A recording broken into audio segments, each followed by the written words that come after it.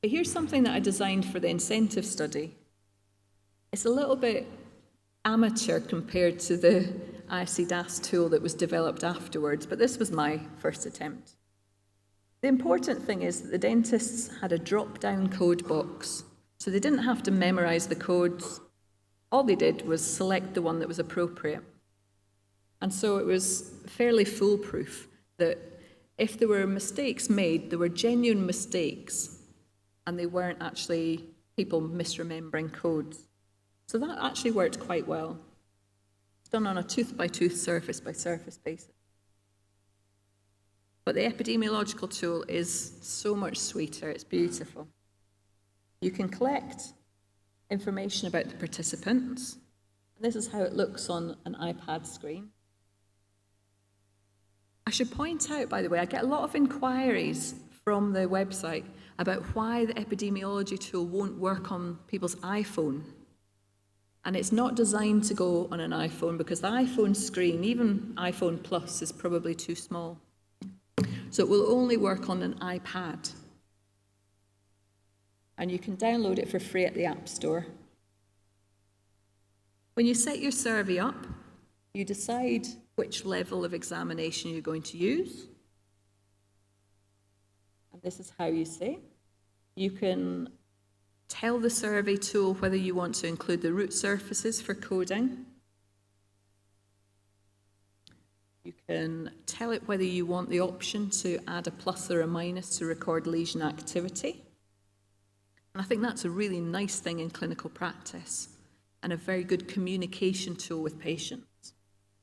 And then you can add in sample size details. And this is what the primary dentition chart looks like, and the permanent dentition. This key here is interesting. For each tooth that's coded, the tooth changes colour according to the worst code on the tooth. So if you've got a code 5 lesion, it will turn to a dark orange. And that's quite a nice thing, again, for being able to discuss with a patient. So they can look at their mouth and see either all green or the areas where there are some difficulties. And also by the placing of a good restoration, when there's cavitation, the tooth colour changes, so it's a nice change. There's a click box if you want to indicate that the tooth is missing. And usually for all caries charting, I get participants to first look around the mouth and to chart all of the teeth which are missing, and then to go back and do the caries charting. I think it gives less errors. And this is a completed chart for one tooth that has the root caries charts and code for every surface, and also an indication of activity. It looks really complicated, but beautifully the survey tool actually translates it into results for you, which is nice. Very, very simple calculations. Or if you want to do something more meaningful, then you can export the survey information to SPSS or another tool. The nice thing is that you can set the threshold for the survey. So you can say whether you want the survey tool to tell you about all disease, including enamel, or just the dentinal caries. It's nice that way.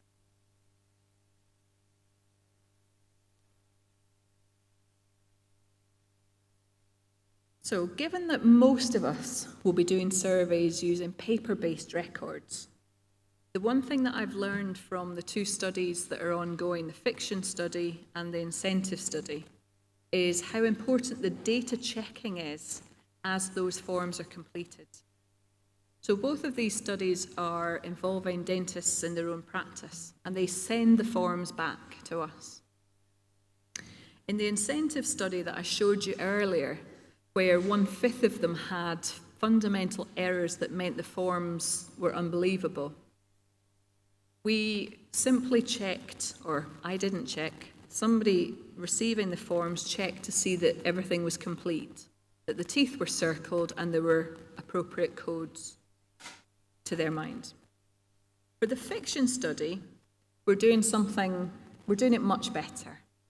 For every form that comes in, It's entered onto a program, and the program tells us if there are errors in the coding or if there's missing information. And what happens is that form then goes back to the practice, and the queries about the errors that we see are raised with the practice and corrected if they can be corrected.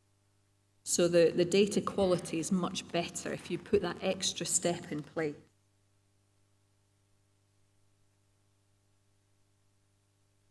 This is just to remind me to say, don't forget the people that are actually charting the Caries, because I think they're probably as important, if not more important, than the dentists. And the one thing that I've done that I would recommend to you is that as part of the training, I ask the dentist to swap place with the nurse. And I get the nurse to call out some codes and get the dentist to write them down. Now, the dentists very quickly learn how slowly they have to chart for the chart to be effective. So do that if you can. It's quite easy as a dentist when you're familiar with the codes to start to go very quickly. And the charts and the coding are too complex for that. So chart slowly and enable the people that are writing to stop the dentists. I think that's very important.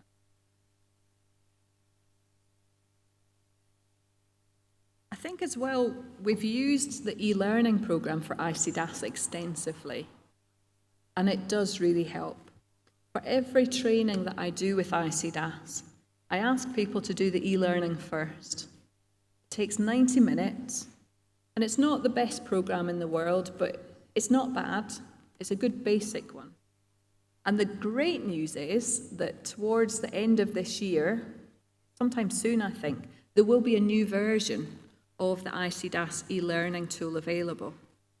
And it will incorporate elements of ICCMS, the Caries management, and Caries risk assessment. So I'm hoping that will be out soon and that you'll enjoy that even more than the e-learning we have currently.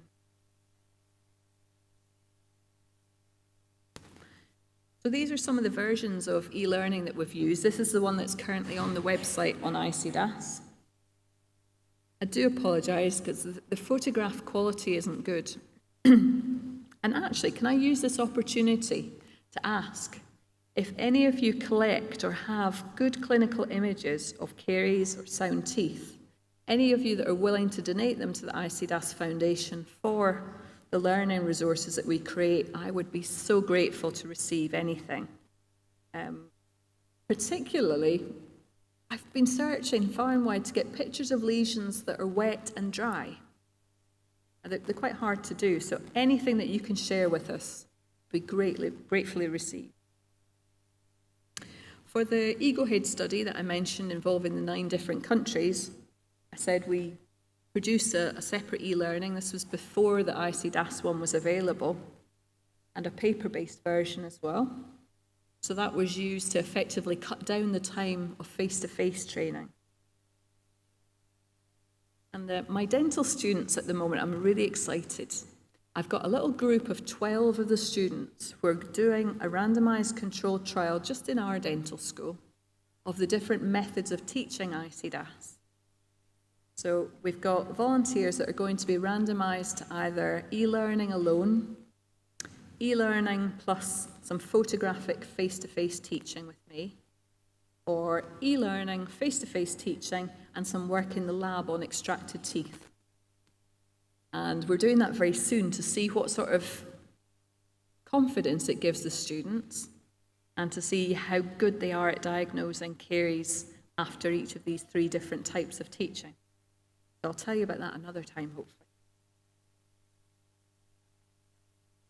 I produce something like this for every study that I do to highlight the good things, the things to remember, and the things to avoid. And this sort of tool is very helpful for the dentists and the scribes to remember what the common issues may be. So the things that you've seen on the forms that I showed you before, the most common issues that we have are 2 teeth being circled. So in a survey like that, like fiction, we're only interested in the primary teeth. So if We have both teeth circled. We don't know, well, in this instance, we do know because it's a code 99, it's unerupted. So as a dentist, we know that this is the permanent tooth, probably.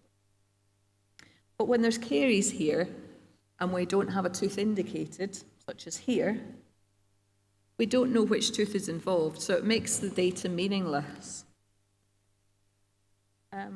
We have a precedent that we use. If a tooth is partially erupted and you don't see any sign of caries, then that tooth should be coded as 00 rather than a new code invented. PE stands for partially erupted. But the biggest issue that we have is actually missing data, generally.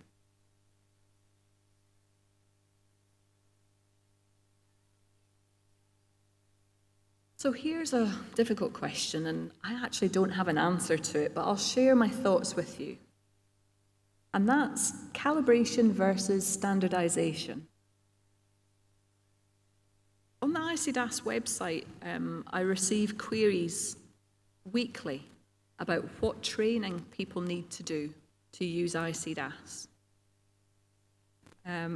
And sometimes I get asked, do I need to have a certificate to use ICDAS? Well, the answer to that is no, of course not. All of these indexes are there for people.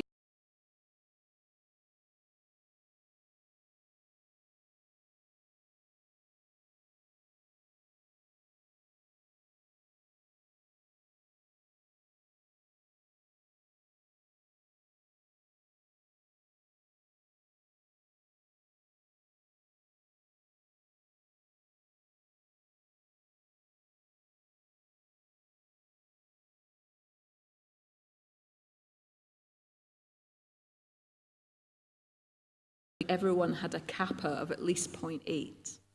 It really wouldn't be a concern. My concern would be that people understood the process of caries and how ICDAS helps to stage the disease, and to standardise the dentists so that broadly they were similar to one another in how they were charting and recording ICDAS. In clinical research, such as a toothpaste trial, if I had multiple examiners, I would want to be absolutely certain that they were recording things in the same way. So I would go to great efforts to calibrate those examiners. Now, epidemiological surveys kind of fall in the middle somewhere, because again, it depends on how are you going to use the information and how accurate it has to be versus how long and how practical it is to train all of your examiners. We have a very interesting statistician at Leeds who tells me that actually calibrating people is absolutely wrong. And when he describes it to me, he talks about a target. Imagine you have an arrow and you're shooting towards a target. And he said, if you standardise people and just teach them the codes, and they fire their arrows and answer the question where the caries is, you'll get a random error. But when you average all of the examinations together, you'll get close to the true answer. I was like, okay. He said, when you calibrate people, he said, when you shoot the arrow, are going to be somewhere around about the middle, but not necessarily in the middle at the right answer. And when I calibrate people, I'm bringing them all towards the way that I see caries and taking you away from the actual real answer. Isn't that interesting? It's a very different philosophy. And he actually, again, it's another study that I'd love to run to see how you could actually model, just standardise examiners, and then use statistical techniques to take into account the variation between examiners, rather than calibrating. Now, having spent 10 years in Scotland training and calibrating for national surveys and fighting with my examiners every year, I can't tell you how nice that would be to be able to do it in a statistical way. But I don't know the answer to that yet, and if I find it out, I shall make sure that you know. Okay, so I don't have the answer about calibration or standardisation. Just know that calibration is not always necessary. Okay, so now I can feel hurt building, thinking about some of the calibration courses that I've been involved in. And the first thing is, how many people can you train and calibrate in a training course? I had one occasion where I was expecting to train dental hygienists. And I was really excited about the dental hygienists being the ones doing the epidemiology, because I hadn't trained hygienists before. And I was expecting around about 20 to train and calibrate. But when I turned up, the National Association of this country had decided that they really weren't very happy about the hygienists doing the examinations, and they wanted dentists trained too.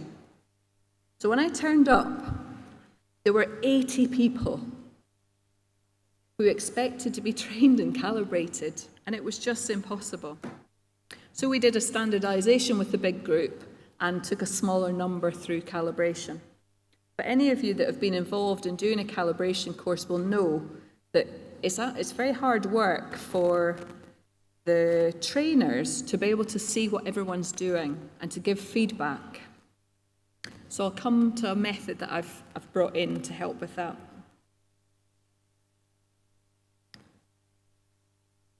So those of you that were in Valencia with me, I think it's almost 3 years. We should have a party. 3 years almost to the day when we were there. The paper that was collected, we had someone with me that was checking all of the charts and doing a very quick count and comparing dentists with how many cavities, how many decayed surfaces, how many fillings, and looking for differences so that I could very quickly be sent over to have a look to see if a dentist was over-recording or under-recording, to help train, to bring everyone to my erroneous standard. And it's quite difficult to do if you've got a large number of people. In Valencia, I have to tell you, it was a dream. It was the best organised course that I have ever had the pleasure to work on. It was amazing. Just a small number of people, but beautifully done. So I've subsequently come up with a way of dealing with it. I'll talk to you in a moment. But here's another interesting question. Where should the training take place? Again, on the ICDAS website, I often get people writing to me saying, where's the next ICDAS course? I'm going to be doing a survey and I'd like you to train me in ICDAS. Well, really, you should be trained in the location where you're going to perform your work. So as I mentioned to you before, in Michigan, many years ago, I was so stuck with the dental fluorosis. And so the examiners and the training group need to be in the location so that they're looking at the actual people that are like those that you're going to survey, because the pattern and the prevalence of disease does vary a great deal. Caries is not caries around the world. It all looks different. That's one thing I've learned. Okay, so here is something that I designed to help me when I was doing training and calibration. And again, it's really ugly. I do apologise, but I'm an amateur when it comes to these things. And so this is a very simple chart. The numbers get written in these boxes on the computer. And this only works if you're in a location where you can use Wi-Fi or a connection to the internet. But instead of gathering lots of paper forms, this computer program calculates for me what the D, the M, and the F components are and works out the counts per patient. So if these are patient numbers 1 to 10, and this is examiner 1 and examiner 4 as it is, you can see here for the same patient, this examiner has seen no decay, no fillings, whereas this person here has seen something. Okay, so I know that there's a difference here, and it's not a big difference, so I wouldn't be very concerned about that. If, as I looked across then, at the difference between examiner 1 and examiner 4, so I'm seeing here again, examiner 4 is seeing more lesions, less, more, less. So I'm seeing a slight pattern here that examiner 4 might be seeing more caries than examiner 1.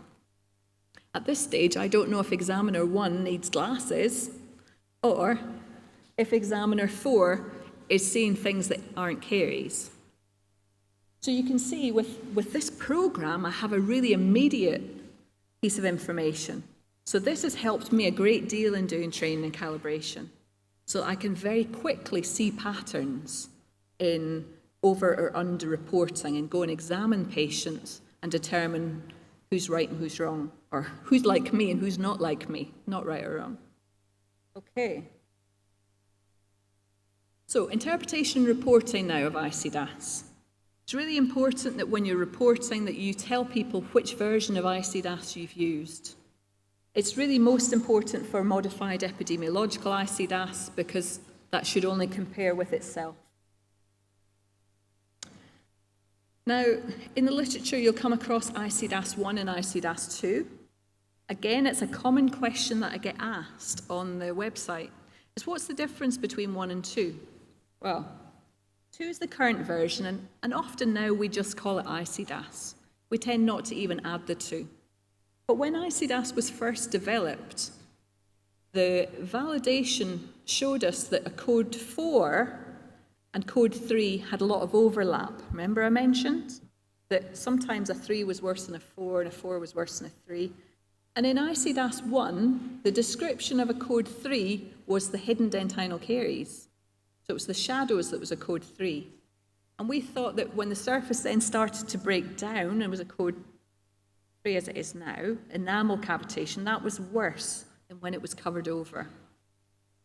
But there was a meeting in Baltimore with 65 experts worldwide. And because the histology had so much overlap, we had to take a decision based on everyone's experience. And the general consensus was that a code 4 lesion generally was worse. A dentinal shadow was generally worse than a breakdown of the enamel surface. And so ICDAS 2 switched those codes around. So the staging of disease then went from enamel cavitation to shadowiness to dentine cavitation. So that's why we've got those 2 versions. Oh, I must mention the use of the words caries-free. I was trained many years ago by Professor Nigel Pitts, who would kill me when I said caries-free in relation to a WHO-type survey. So talking about the prevalence of disease, if I said, 30% or 40% were caries-free, bang! No, they're not caries-free. You haven't looked for caries. You've looked for dentinal caries. So I would urge you on behalf of Professor Pitts that unless you're talking about the prevalence of people who have only code 0 with ICDAS, they are caries-free, then maybe to use terminology like free of obvious caries or free of initial caries. It's much more precise, and I think it helps our cause in epidemiology to be precise. Diagnostic thresholds. Oh, I've gone on a little bit too long. This is the way I like to see the diagnostic thresholds used. So if you're only reporting on caries from level 3 to 6, use your terminology like this. Or if you're reporting on all caries, report it like this. It's just a simple way of describing it in writing. For determining backwards compatibility, I'd refer you to the ICDAS website again, in the resources section. You'll find this here that will help you compare ICDAS 2 codes with the WHO codes and what the actual numbers are in ICDAS. Okay, So, to finish, there are lots of resources available to you if you choose to use ICDAS. They're listed here, and you'll see them in the presentation if you choose to have it. The e-learning package, the differential diagnosis tables, some examples of ICDAS charts, the table that I just showed you for converting ICDAS to DMFS, DMFT. There's now the survey tool on the website. The documents that describe ICDAS are all there also. And now the ICCMS guide is also there.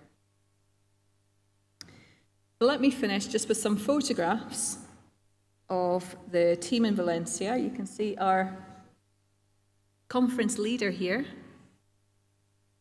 The course in Valencia was the most beautiful, and I have to say I'm most privileged to return today to Spain because I know that you are very invested in doing things well, and it's a great pleasure for me to feel that I am involved in any way with people that take things so seriously and do them so well.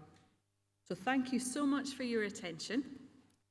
If you've got any questions, my email address is here for after the conference, and I'd be very, very happy to help anyone in the future.